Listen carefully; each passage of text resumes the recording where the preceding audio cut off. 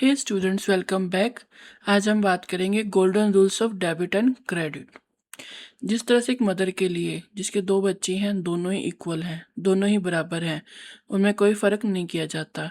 उसी तरह से अकाउंटिंग भी कहती है कि मेरे जो दो बच्चे हैं, जिसमें से एक का नाम है डेबिट और एक का नाम है क्रेडिट, वो दोनों बराबर हैं। ठीक है, वो दोनों इक्वल हैं। जितना अमाउंट हम डेबिट में शो करेंगे उतना ही अमाउंट क्रेडिट में भी शो करेंगे। ठीक है, इन दोनों के ही बेस पे बुक्स प्रिपेयर की जाती हैं और इसलिए इसे बोला जाता है डबल एंट्री सिस्टम, क्योंकि डबल एंट्री सिस्टम पे ही अकाउंटिंग वर्क करती है। ठीक है, लेकिन अब इसके क्या है, कुछ रूल्स हैं जिसके बेस पे हमें ये समझना पड़ेगा कि कौन सा अकाउंट डेबिट होगा और कौन सा अकाउंट क्रेडिट होगा। ओके, कुछ स्टूडेंट्स कहते हैं कि जो हम पैसा बिजनेस में आ रहा है वो डेबिट होगा, और कुछ कह रहे हैं कि जो पैसा बाहर जाएगा बिजनेस से वो क्रेडिट होगा। ये बात सही है, लेकिन जो सिचुएशन पे डिपेंड करता है ये कि आपकी एंट्रीज आपको क्या कहती हैं। ठीक है, तो उसके बेस पे ही डेबिट और क्रेडिट किया जाता है। बट डेबिट एंड क्रेडिट करने के लिए भी दो अप्रोच है, दो तरीके हैं। एक है ट्रेडिशनल और एक है मॉडर्न। ट्रेडिशनल अप्रोच कहती है कि आपको पहले ये देखना पड़ेगा, आइडेंटिफाई करना पड़ेगा कि आपकी जो एंट्री है, आपकी जो ट्रांजैक्शन है, वो किस कैटेगरी, किस अकाउंट में फॉल कर रही है। क्या वो फॉल कर रही है पर्सनल अकाउंट में, या रियल अकाउंट में, या नॉमिनल अकाउंट में। इन तीनों में से किस अकाउंट में आपकी एंट्री, आपका अकाउंट इफेक्ट हो रहा है, तो उसी के बेस पे हम अपना देखेंगे कि कौन सी एंट्री, कौन सा अकाउंट डेबिट होगा और कौन सा अकाउंट क्रेडिट होगा, जिसे हम समझेंगे अगली वीडियो में इन तीनों अकाउंट्स को। ठीक है, और मॉडर्न अप्रोच कहता है, वो कहता है कि आपको जो पहले कोई अकाउंट आइडेंटिफाई करने की ज़रूरत नहीं है, जैसे पर्सनल, रियल, नॉमिनल। वो कहता है कि आपको डेबिट और क्रेडिट करना है अकाउंटिंग इक्वेशन के बेस पे, जिसमें एक अकाउंटिंग इक्वेशन क्या होती है, total asset is equal to liabilities plus capital. वो कहती है कि आपके अकाउंट में क्या इफेक्ट हो रहा है। अगर आपकी एसेट बढ़ रही है तो डेबिट हो जाएगा, अगर आपकी एसेट कम हो रही है तो क्रेडिट हो जाएगा। ठीक है, उसी तरह से अगर आपकी कैपिटल बढ़ रही है तो क्रेडिट हो जाएगा, अगर आपकी कैपिटल कम हो रही है तो डेबिट हो जाएगा। ठीक है, तो हमें अकाउंटिंग इक्वेशन के बेस पर डेबिट और क्रेडिट करना पड़ेगा अंडर मॉडर्न अप्रोच। ठीक है, जिसे हम आगे समझेंगे वीडियो में। तो सबसे पहले हम बात करेंगे ट्रेडिशनल अप्रोच के बारे में। Traditional approach of debit and credit. Traditional approach कहती है कि जो आपकी एंट्री है, जो आपकी ट्रांजैक्शन है, उसमें जो दो अकाउंट इफेक्ट होंगे, अब वो देखना है कि वो किस अकाउंट, इन तीनों में से किस अकाउंट से रिलेटेड है। तो उसी के बेस पे डिसाइड होगा कि कौन सा अकाउंट डेबिट होगा और कौन सा अकाउंट क्रेडिट होगा। अब जो मैं यहाँ पर दो अकाउंट की बात कर रही हूँ वो कैसे डिस्कस होती हैं, आइए समझते एग्जाम्पल से। For example, cash received from a customer. Customer से हमें कैश रिसीव हुआ। कस्टमर क्या है यहाँ पर, डेटर है, जिससे बिजनेस ने पैसा लेना है। क्योंकि जब सेल की गई थी तो कस्टमर ने कहा था मैं अभी आपको पेमेंट नहीं दे रहा, मैं आपको थोड़े टाइम बाद पेमेंट दूंगा, जो कि 30 डेज 60 डेज जैसे भी टर्म्स होती हैं, उसके बेस पे हमने कस्टमर को सेल कर दिया, लेकिन पेमेंट अभी बाकी थी। ठीक है, अब वही पेमेंट उसने दे दी है। जैसे मान लो हमने 20,000 का हमने सेल किया था और 20,000 हमें रिसीव हो गया पूरा का पूरा, तो यहाँ पर कस्टमर अकाउंट ख़त्म हो जाएगा। ठीक है, तो यहाँ पर कौन इस एंट्री में cash receive from a customer, इसमें से कौन से दो अकाउंट इफेक्ट हो रही हैं। एक अकाउंट इफेक्ट हो रहा है कैश का और एक अकाउंट इफेक्ट हो रहा है डेटर का। ठीक है, ये दो अकाउंट इफेक्ट हो रही हैं। अब हमने ये देखना है कि कौन सा अकाउंट डेबिट होगा, कौन सा अकाउंट क्रेडिट होगा, वो हमने समझना है। तो वो समझेंगे हम इन तीनों रूल्स के जरिए। ठीक है, अब ये दोनों अकाउंट, इन तीनों अकाउंट में से किससे रिलेटेड है, क्या वो पर्सनल अकाउंट से रिलेटेड है, क्या वो रियल अकाउंट से रिलेटेड है, या फिर वो नॉमिनल अकाउंट से रिलेटेड है। इन तीनों अकाउंट में से जैसे रिलेटेड होगा उसी के बेस पे हम एक एंट्री को एक अकाउंट को डेबिट करेंगे और एक अकाउंट को हम करेंगे क्रेडिट। तो वो समझते हैं हम इन तीनों रूल्स के अकाउंट्स के जरिए। ठीक है, तो सबसे पहले हम डिस्कस करते हैं, और मैं सबसे पहले इन तीनों को डिस्कस करके फिर हम जनरल एंट्री डिस्कस करेंगे। ठीक है, एग्जांपल्स के थ्रू। तो फर्स्ट हम बात करते हैं पर्सनल अकाउंट की। पर्सनल अकाउंट कहता है कि कोई भी अकाउंट, चाहे वो कैश है या कस्टमर है या फिर ऐसी नंबर ऑफ एंट्रीज हैं, उसमें से कोई भी एक अकाउंट अगर पर्सन से रिलेटेड है, जैसे आप और मैं हैं, ठीक है, या फिर कोई आर्टिफिशियल पर्सन है, जैसे है बैंक, जैसे बैंक से हमने लोन लिया तो वो बैंक। ठीक है, या कोई फर्म है, कोई फर्म से पैसा है, कुछ भी मतलब कि लेन देन हुआ फर्म से, या फिर कंपनी से कुछ ऐसे लेन देन है, या फिर जैसे हमने देखा डेटर एंड क्रेडिटर, ठीक है, ऐसा कोई पर्सन इन्वॉल्व है। या फिर क्या है, जैसे ओनर ने पैसा इन्वेस्ट किया तो हम ओनर का नाम तो नहीं लिखते, हम उसको कैपिटल के अंदर कंसीडर करते हैं। ठीक है, तो कैपिटल। ऐसे ही कोई भी एक अकाउंट एंट्री में कोई भी एक अकाउंट अगर इनमें से किसी से भी रिलेटेड है तो उस अकाउंट को हम डेबिट और क्रेडिट करेंगे इसके बेस पे। रूल कहता है रूल हमें कहता है कि जो डेबिट होगा वो क्या होगा, रिसीवर, डेबिट द रिसीवर, और क्रेडिट क्या होगा, गिवर। ठीक है, रिसीवर क्या होता है, लेने वाला, पेमेंट लेने वाला, और गिवर कौन होगा, देने वाला, जिसने पैसा देना है बिजनेस को। ठीक है, तो यहाँ पर एक अकाउंट क्या होगा, डेबिट, और एक अकाउंट होगा क्रेडिट। अब यहाँ पर जो कस्टमर है, अगर मैंने आपको बताया कि हम एग्जांपल लास्ट में डिस्कस करेंगे, लेकिन क्योंकि अभी हमने एंट्री एग्जांपल लिखा ही हुआ तो इसके अंदर मैं समझाती हूँ कि एक अकाउंट में से कैसे डेबिट और क्रेडिट होगा। अब यहाँ पर कस्टमर है, कस्टमर यहाँ पर कौन है, देने वाला, उसने पेमेंट दी है, कैश रिसीव हुआ मैंने कस्टमर से, तो यहाँ पर ये गिवर है, और ये भी पर्सन से रिलेटेड है क्योंकि यहाँ पे ये डेटर हमने लिखा था, डेटर हो या क्रेडिटर हो तो वो अकाउंट किसके अंडर आएगा, पर्सनल अकाउंट के अंदर। तो यहाँ पर कस्टमर है वो है डेटर, ठीक है, और वो गिवर है यहाँ पर देने वाला जिसने पेमेंट दी है। तो यहाँ पर क्या है, कस्टमर अकाउंट ये क्या होगा, क्रेडिटर। तो यहाँ पर हम क्रेडिटर तो करेंगे कस्टमर को, ये वाले डेटर को। ठीक है, बाय कस्टमर अकाउंट कितने से करेंगे, 20,000 से। अब डेबिट किसको करेंगे, कैश को। दूसरा अकाउंट तो यही बचा है, कैश को। लेकिन अब इसको डेबिट तो हमने समझ आगे करना ही करना है, लेकिन डेबिट समझने के रूल भी ये क्या है, इन दोनों में से बचा है डेबिट का रूल। ठीक है, तो इन दोनों को पहले हम डिस्कस करेंगे, बाकी और एग्जांपल समझेंगे। ठीक है, अभी के लिए आप इतना ही समझो कि जो पर्सनल अकाउंट होता है उसमें डेबिट क्या होता है, रिसीवर, और क्रेडिट होता है गिवर। ठीक है, नेक्स्ट है रियल अकाउंट, वो हम समझते हैं। अब नेक्स्ट अकाउंट आता है रियल अकाउंट। रियल अकाउंट किससे रिलेटेड होता है, रियल अकाउंट में कोई भी जैसे बिजनेस में परचेज की जाने वाली एसेट, कोई भी हमने जैसे फर्नीचर पे परचेज किया बिजनेस में, ठीक है, कोई बिल्डिंग परचेज की, या कोई मशीनरी परचेज की, ठीक है, या फिर कोई जैसे बिजनेस में कैश आया या बैंक बैलेंस आया, ठीक है, वो सब होगा रियल अकाउंट से रिलेटेड होगा।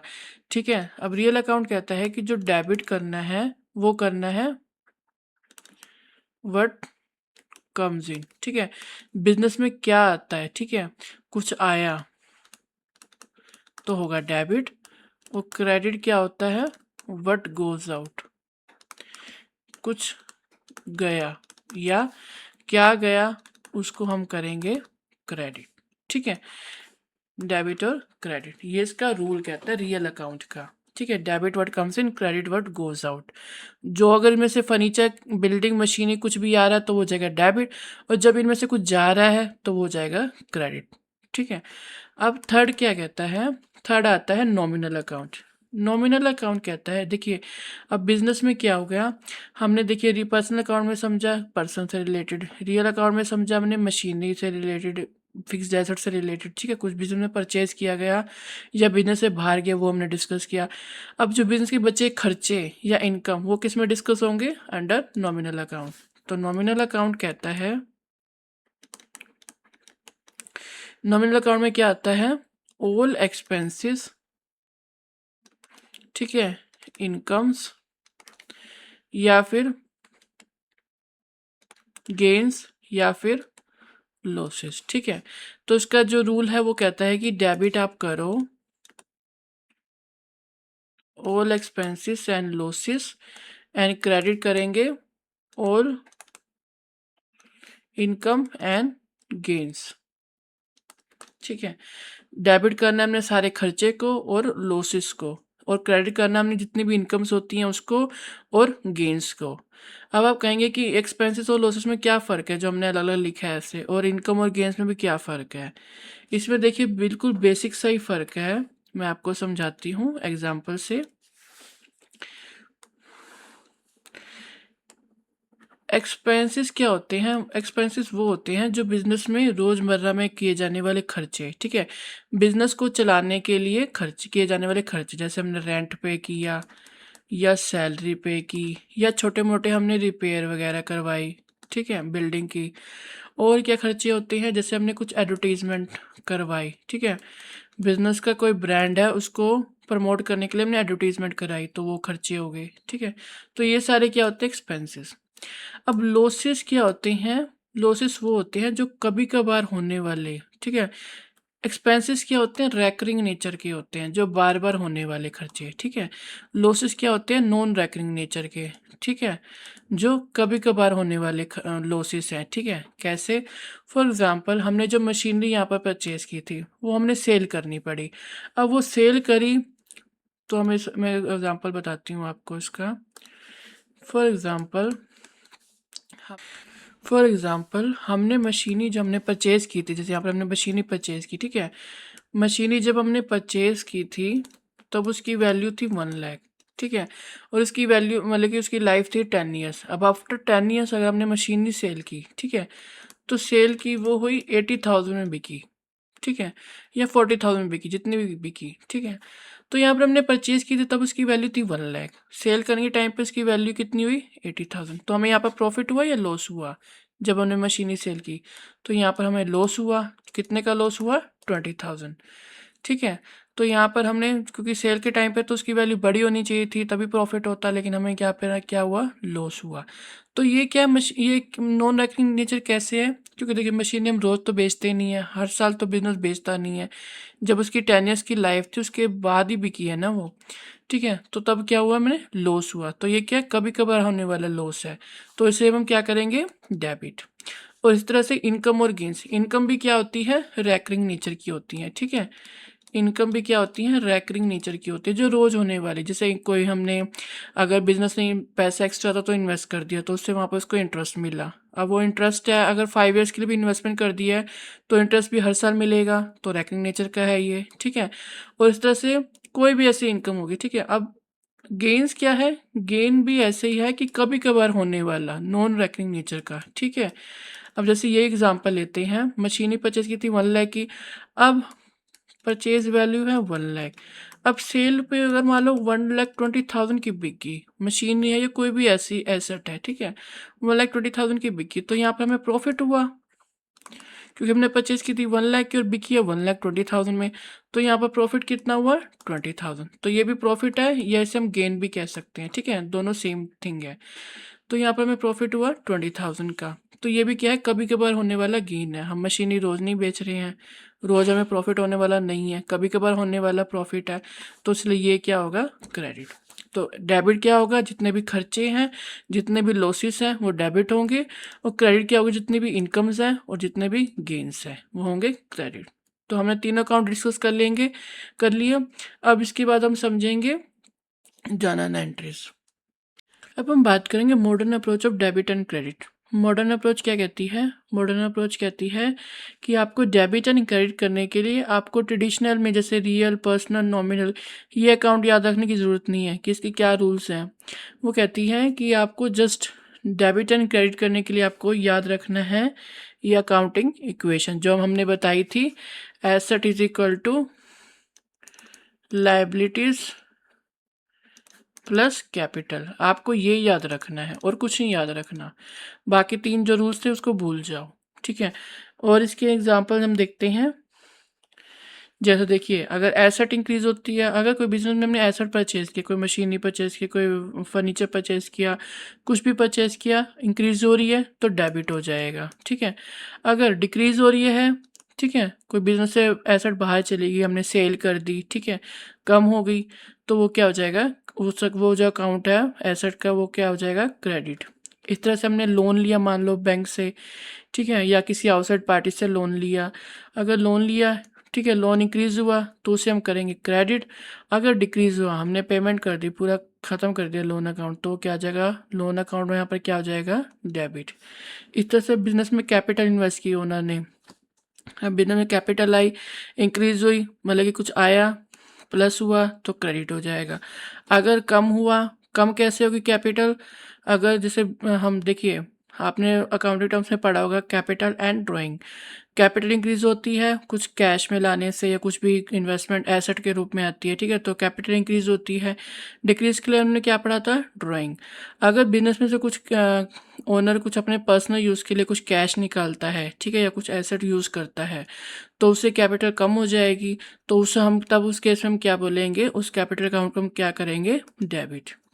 इसी तरह से इनकम आ रही है, इंक्रीज हो रही है तो करेंगे क्रेडिट, अगर डिक्रीज हो रही है तो करेंगे डेबिट। इस तरह से एक्सपेंसेस है, बढ़ रहे हैं तो डेबिट, कम हो रहे हैं तो क्रेडिट। ये सब आपको रूल्स याद करने हैं। देखने में लग रहा है कि बहुत टफ है, लेकिन अगर आपने इसका कंसेप्ट समझ लिया तो आपको बिल्कुल दिक्कत नहीं होगी जनरल एंट्रीज करने में। इसका मैं आपको एक इम्पॉर्टेंट ट्रिक बताती हूँ याद रखने का। डेबिट करेंगे हम जितनी भी एसेट्स हैं और जितनी भी एक्सपेंसेस एंड लॉसेस है उसको करेंगे, ठीक है। क्रेडिट करेंगे जितनी भी लायबिलिटीज़ हैं प्लस कैपिटल और जितनी भी इनकम एंड गेंस है उन सबको क्या करेंगे, क्रेडिट। ये किस केस में करेंगे, जब ये इंक्रीज हो रहा है तब, जब ये इंक्रीज हो रहा है तब, ठीक है।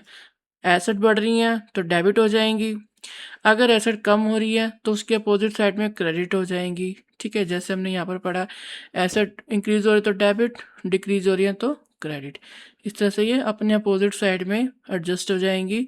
और इस तरह से ये याद रखने का तरीका है। अगर आपने ये समझ लिया कि डेबिट एंड क्रेडिट करने का तरीका, तो आप जनरल एंट्रीज में कभी भी मार नहीं खाएंगे, ठीक है। तो आज हमने पढ़ा traditional approach and modern approach of debit and credit.